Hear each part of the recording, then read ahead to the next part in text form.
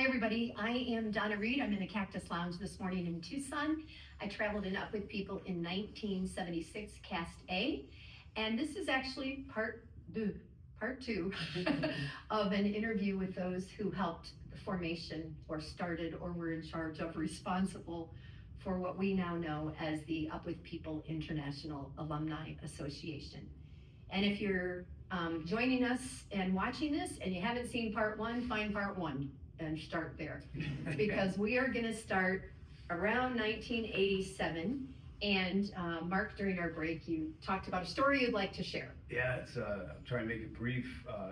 It was a monumental moment for me, but I realized for the Up With People and its Alumni Association in October, late October of 1987, after a lot of work was done, the senior management and this small ad hoc committee of John and Duffy Bledsoe, Bruce Wiley, Sam Lanham, we met at the Ventana Lowe's Ventana Canyon Resort in a small meeting room there, and it was sort of a neutral ground where everybody could be together, but we signed this sort of document of intent. The board of directors had given the go-ahead for senior management to do that. Jim McLennan, Steve Woods, Dale Penny, Chris Busey were all there as well.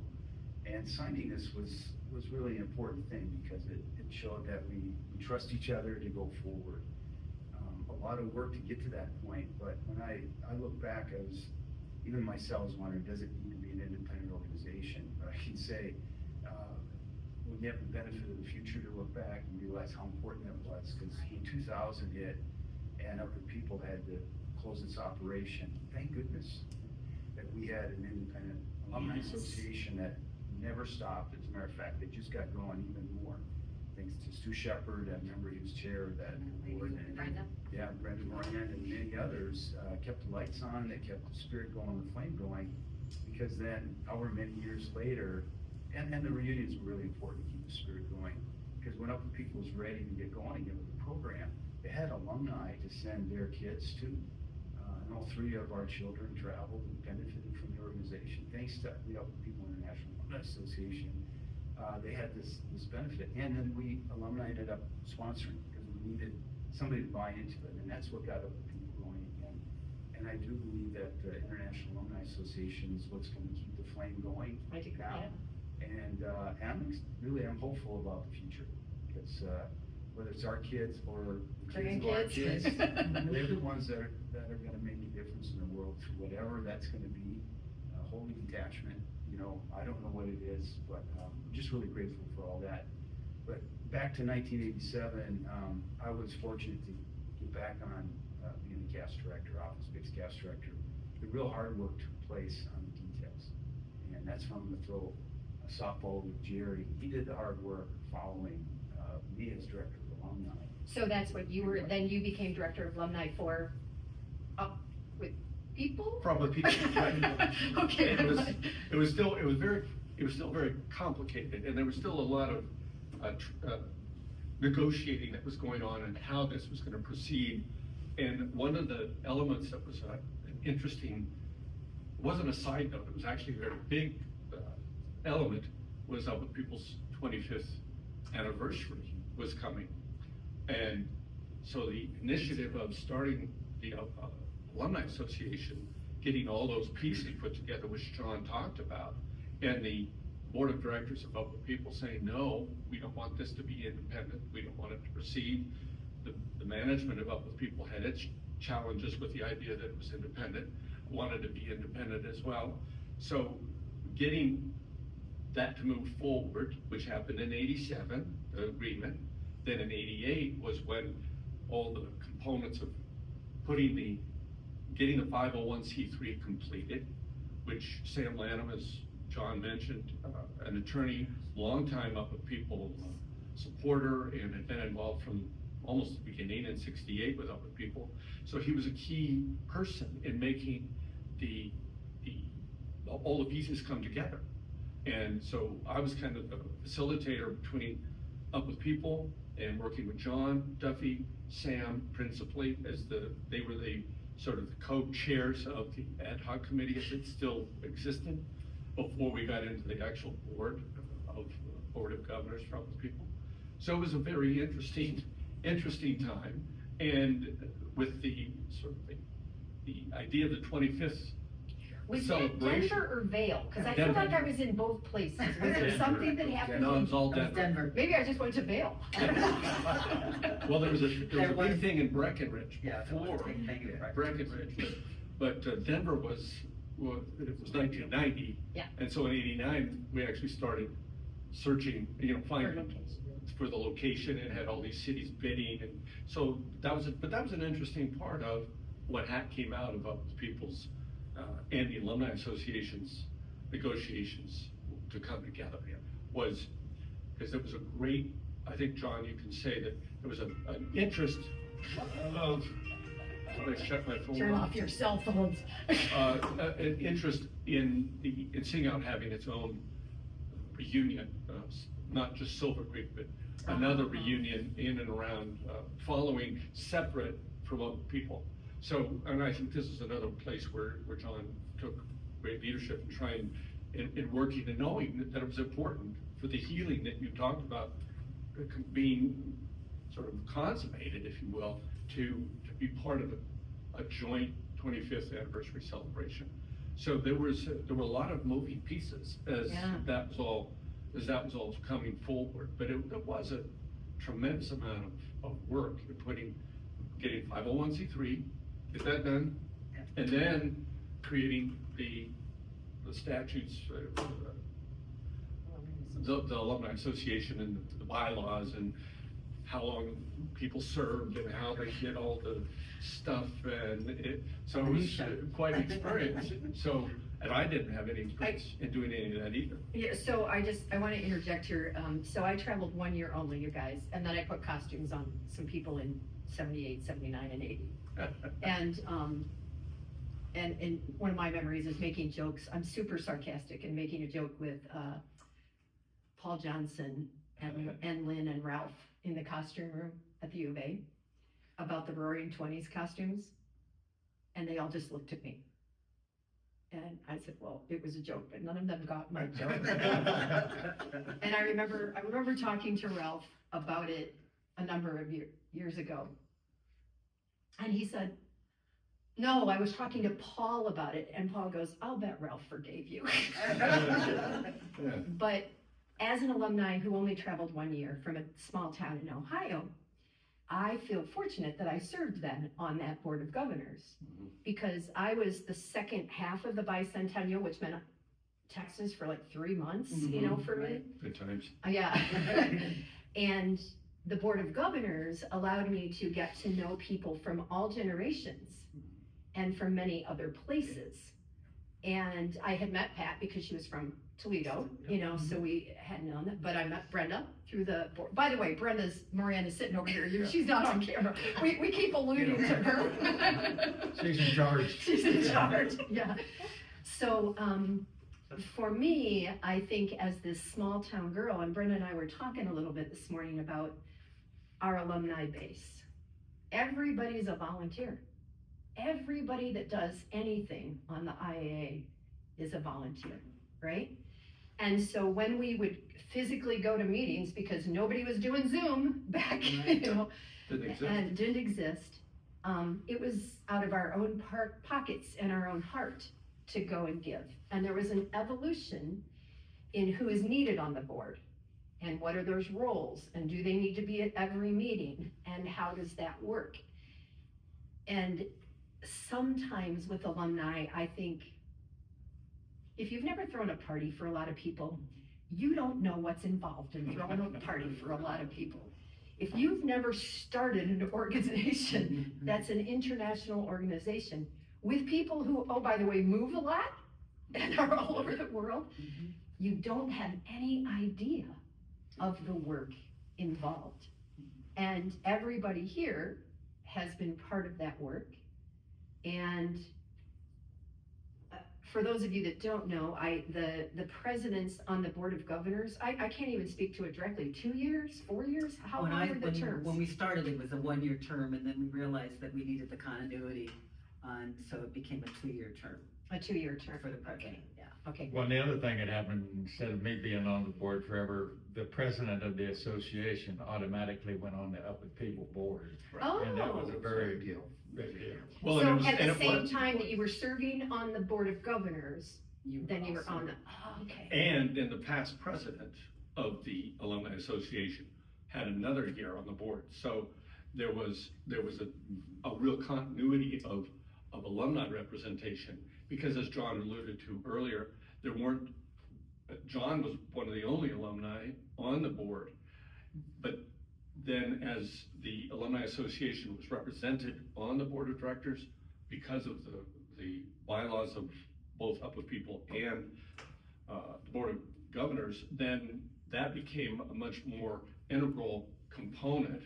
And I think in the later years, there's been a huge number of alumni, almost all alumni on the Board of Directors for Up With People. So it was a great revolution in bringing very experienced, accomplished alumni back into the organization in a leadership role on the Board of Directors. So that was never intended, but it happened. I think that goes to John's point earlier of saying how much he recognized how much talent was out there that was totally untapped and not engaging with Up With People, not supporting Up With People because they didn't feel invited. They didn't feel included. So this was that door that allowed a lot of people to have the opportunity to find a way to both support alumni each other, their casts, as well as Up With People.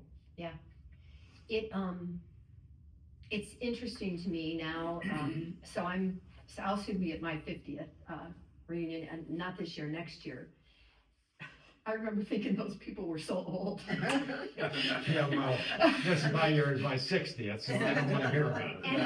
And do I understand that group is gonna meet in Santa Fe in May? I was talking to Steve Yeah, Caldwell. there's Baylin and Jean Coca and Diana Hanloser, they're all working, and Jeannie Powell, they're put together for early May in Santa Fe. Nice.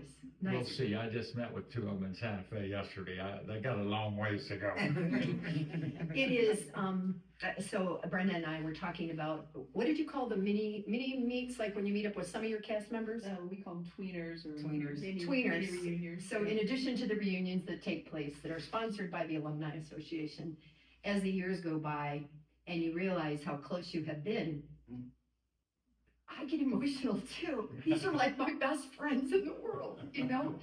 And so if I can see them randomly a couple times a year, that group of 5 or 15 or whatever they are, I don't know that there's any college association that's quite the same, you know, as the heart-driven pieces that we have. I always tell people who don't know, it felt like camp for a year. And I remember leaving camp and I would go home and I was never going to forget those people after 1 week. And then after a year, like, what was their last name? But that doesn't happen with Up With People. And I think that's one of the reasons, as John was talking about, and Pat knows this because of their own personal experience, when Up With People in those early days did not acknowledge or recognize Sing Out 65 through 68, where all those people traveled and worked their tails off, students and staff, and there was no compensation for all those people, that it was just strictly heart and commitment, a commitment to a movement, as it were, which really had to do with Blandon's leadership in saying, we want to bring people together across borders, et cetera, the very mission of Up With People. Everybody believed in that. So in 68, when Up With People incorporated as Up With People, and that door shut, there was a lot of resentment, understandably, as John was saying. And to bridge that resentment, to get to a point of agreement and coming together, which took a long time. And I think moving that forward the 25th anniversary was a huge step, because then publicly, in front of everybody there, one of the things that was key and critical in bringing the whole thing together was the acknowledgement and recognition of 65 to 68 from Mr. Belk and all of anybody, the board, everybody who was part of it. And that was a very significant and important step, was trying to facilitate that healing, speed that healing to bring them closer together. Well, one of the key parts of that was there with the recognition of John, Sarah, and Rusty. Rusty, yeah. Yep. John, Sarah, and Rusty Wales were both two-time Olympians in rowing, amazing human beings. Rusty worked for other people for many, many years as the treasurer and comptroller, and they were key in the starting of Sing Out and everything, because they had such prowess. They were huge men among other things, but they just carried a lot of weight because they had just won 2 Olympic medals back to back. So pretty amazing. In my photo album, with those faded photos, I think Rusty's one of the first pictures in that book, because he was speaking, and we were all in the gym. Oh, yeah. He and Mo Udall was also there that day. As we think about the future, some of you, I know that at least Pat and Brenda were in Ireland last year, so the Alumni Association continues to evolve, right? And communication takes place electronically. A lot of times it's very different than the 60s, the 70s, the 80s, the 90s, the early 2000s, right? And there are times I feel really old with all of this. But I heard great things about what happened in Ireland. Now, I know Pat and Brenda were there. Were any of the others of you in Ireland? I am. Pat, can you just speak to that at all, related to a reunion in Europe for the first time in... I was absolutely elated at how many people chose to participate in Ireland last year. Maybe it was the draw of Ireland, but the Irish alumni just did so much to be sure that people knew that this was going to be an amazing event, and it was. I've heard great things. So many opportunities, the family outings, the focus on Cast T and K and their whole experience. Northern Ireland, wasn't there a day trip that you could go Yes, up to Northern Ireland? there was a study group actually that spent several days in Northern Ireland. It just reinforced the fact that we are an international organization. And sometimes you get, the America thing in your head, but there were people from everywhere.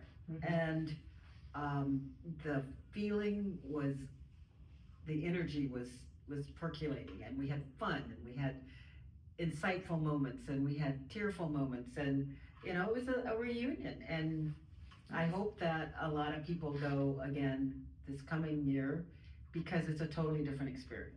Right. And right. Yeah, Brenda and I were a little immersed in conducting a silent auction. Silent auction, yeah. But we did have some opportunities to really mingle in, and then of course Ireland is. Well, and cast people traveled together afterwards. Yes. This group went there, and I kept seeing pictures, and you're like, oh yeah, we're doing this, or beforehand they had something beforehand. Yes. I'm gonna jump to a different topic real quick, because I am on the board for the Reach Out Alumni Association, Ron. And for those of you that don't know what that is a separate nonprofit to help alumni who need help. And there's representative from every generation and of decade of up with whatever, 60s, 70s, 80s. We have, but 2 of the people that started it from that 65 to 70 group are still on that board. And like everything, I just learned a week ago, Saturday, a week ago, about the startings of that, and how it started with someone giving $5,000. And I want to encourage people for that because the need is great. From people who don't have health insurance to people that just, we now have probably working on an application for people who have had fires or hurricanes, who may not have lost their property, but maybe lost their job. So we're looking to do some metamorphosis related to that. And as we age, there is more need. And so if anybody is interested in the Reach Out Alumni Association, I think that, you know, it would be great to find out more. I don't know how much time we have left, but I want to ask real quickly, if there's anything that you all would want to say about what a future might look like for Up With People, or if there's something from your, John, you should see the look on your face. And whether it's Up With You don't People. wanna ask me that question. Okay, okay. I mean, I have no idea what will come. I think, you know, Pat, at the very beginning, you said you got called Blackberry. Jokingly, you know, but I think as a child who's at the very end of the baby boomer generation, that thinking about what we're experiencing in our world, I thought we were done with it. I thought we were over this after like Vietnam, so the fact that we are still living in a world where people don't feel safe to be who they are, that people of different ethnicity or skin color don't feel safe, that people who have moved to our country however many years ago might get sent home. I just think that Up With People and these people and these thoughts are needed as much now as they were in the 60s. And the thing is, I love Up With People. I mean, I wouldn't be who I am if it weren't for Up With People. But I don't know that it has a role in the future the way we know it. But the alumni will always be there. Yeah. And the alumni will continue to spread that joy, that hope, that yearning about a world that people can all feel safe. And yes, a few select friends were allowed to call me Blackberry, but it was a safe environment. It was among friends, it was among family. It was recognizing the fact that I'm different, but I'm still loved, and I can be that kernel of human being that is acknowledged and appreciated by people. My nickname on the road was Shamu. Oh, I remember that. Yes, Shamu, yes. Yeah, there was another Donna. So that was supposedly the excuse to call me Shamu. And same way, people, 10 years later, Bruce, early, yes, I'm gonna say it, still called me Shamu. And people are like, we should stop calling her that. Well, yes. So, yes. Anyway, John. Well, I mean, I totally second what both of you said. There's no question that the need of the philosophy of Up With People is needed today, probably more than ever. But as you also said a little bit earlier, the whole environment in communications, technology, expenses. I mean, in 1965, 150 Native Americans, whites, international, singing together, traveling around the world was totally unique. There was nothing like it. Right. And it's why it became such an explosion, because it was so unique. But there's 100 organizations like that now, and a whole bunch of other ones doing all kinds of other things, and the whole cost of everything we did is transportation, food, you know, and the tuition got so high that, you know, the original cast was just like Moriarty. Nobody paid to go. And we could do a show in the city one day and the guy could get on the bus the next morning and go on the road. So, I mean, it was a totally different situation.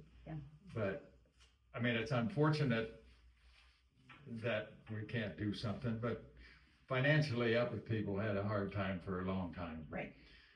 And before this last iteration happened, I wrote a letter to the board, and I still believe in it, that 50 years is a hell of a good run, and that doesn't even include all the years from where we are. Correct.